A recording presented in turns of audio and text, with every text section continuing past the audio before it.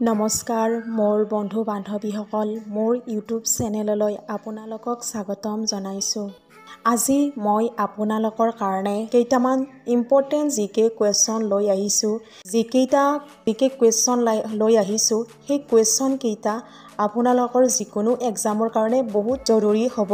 তেন্তে আহকচোন সেই জিকে কুৱেশ্যন কেইটা আলোচনা কৰোঁ। নাম্বাৰ 1 DRDOৰ সম্পূৰ্ণ ৰূপ কি? Answer defence research and development organisation. Number 2 কাৰ্যালয় ক'ত অৱস্থিত? এনসাৰ।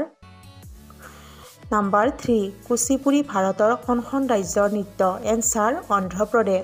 নাম্বাৰ 4 নোবেল বঁটা লাভ কৰা প্ৰথম ভাৰতীয় মহিলা কোন আছিল? Answer mother Teresa.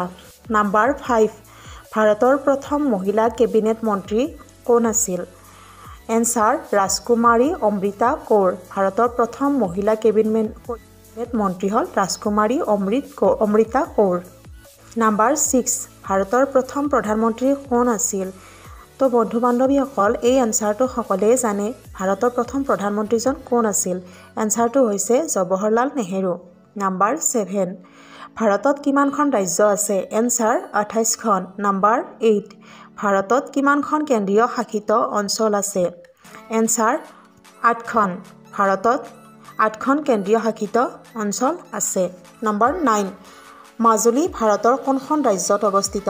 Answer Assam. Majuli ভাৰতৰ অসম ৰাজ্যত অৱস্থিত। নাম্বাৰ 10 অসমত কিমানটা বিমানবন্দৰ আছে? এনসাৰ 7টা। অসমত 7টা বিমানবন্দৰ আছে।